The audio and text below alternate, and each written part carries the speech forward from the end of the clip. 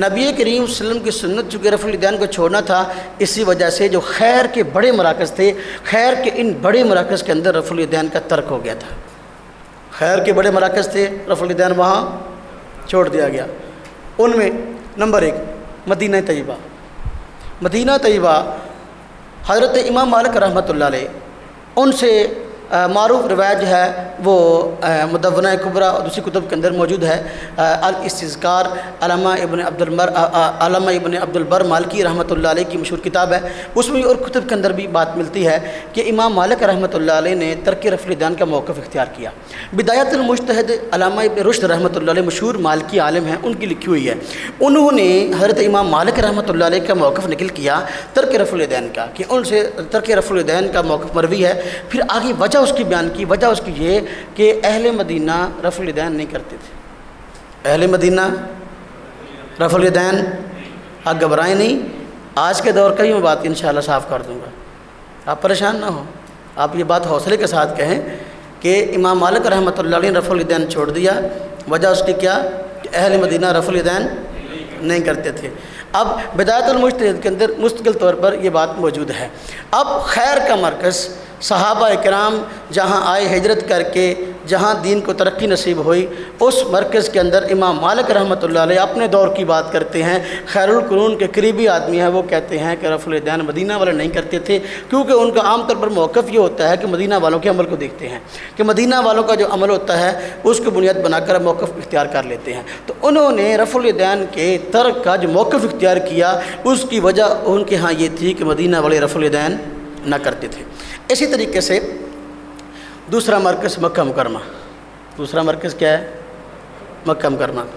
اچھا، دوسرا مرکز مکہ مکرمہ، اس سنن ابی داؤد میں روایت ہے کہ حضرت عبداللہ بن زبیر رضی اللہ تعالیٰ عنہ اس دور میں رفع الیدین کرتے تھے، بعد میں ان سے ترک کی روایت بھی ہیں، علامہ عینی رحمۃ اللہ علیہ وغیرہ نے ذکر کی ہیں۔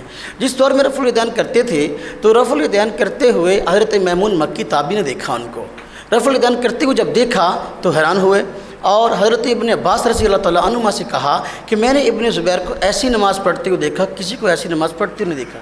یہ روایت کس کتاب میں؟ سنن ابی داؤد۔ کس کتاب میں ہے؟ ایسی نماز پڑھتے ہوئے دیکھا، کسی کو ایسی نماز پڑھتے ہوئے نہیں دیکھا۔ آپ دیکھو وہ رفع الیدین کرتے تھے۔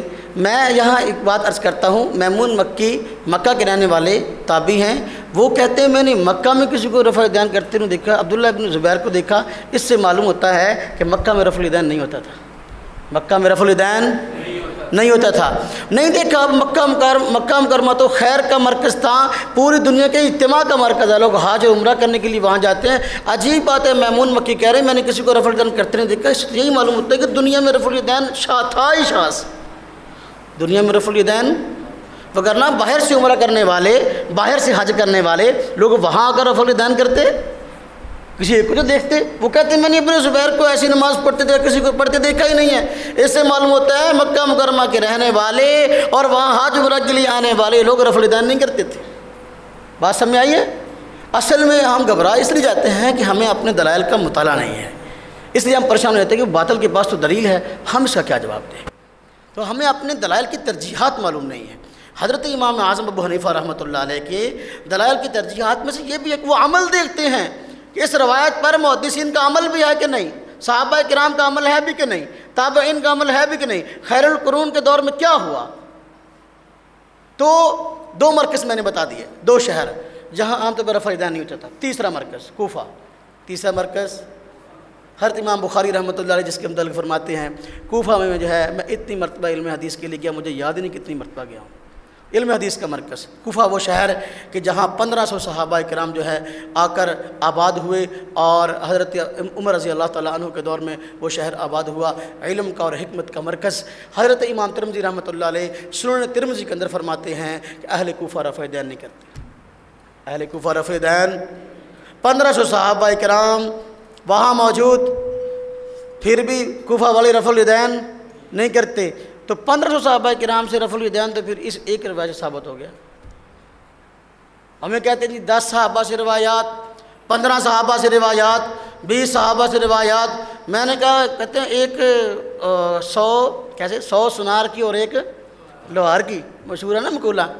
تو بھائی تم 100 روایت پیش کر، تجھے ایک حوالہ کہ امام ترمذی کہتے ہیں اہل کوفہ رفع الیدین نہیں کرتے، 1500 صحابہ کرام سے ترک ثابت ہو گیا. اب لاؤ کیسی دلیل لاتے ہو؟ تمہارے دلائل کے میدان میں تمہارے پلے ہے ہی کچھ نہیں. اور پھر جھوٹ بولتے ہوئے آج ممبر پر تقریر تحریر میں یہ بات کہی جاتی ہے صحابہ کرام سارے کے سارے رفع الیدین کرتے تھے. کہتے ہیں نا صحابہ کرام سب رفع الیدین کرتے تھے، کسی ترک ثابت نہیں ہے. امام ترمذی رحمۃ اللہ علیہ، امام بخاری رحمۃ اللہ علیہ کے مشہور شاگرد اور معتبر اور ثقہ محدث ہیں. وہ کہتے ہیں کہ ترک رفع الیدین پر بے شمار صحابہ کرام، بے شمار تابعین کا عمل ہے. بے شمار صحابہ کرام، بے شمار تابعین کا.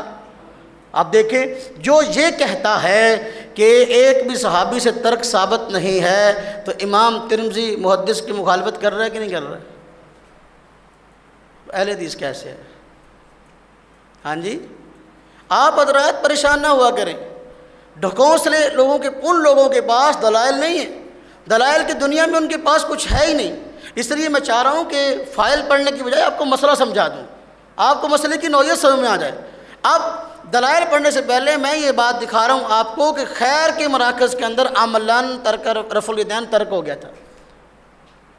خیر کے مراکز میں رفع الیدین عملاً ترک ہو گیا. 3 مراکز میں نے بیان کر دیے. یہ 3 مراکز ایسے تھے جو کہ خیر القرون میں اور اس کے قرب و جوار کے اس قرب و جوار کے زمانوں میں جو ہے یہ خیر کے مراکز شمار ہوتے تھے، علم حدیث کے مرکز تھے اور لوگوں کے لیے رجوع کے لیے جو ہے وہ اپنا خاص طور پہ جو ہے وہ بنیاد تھے.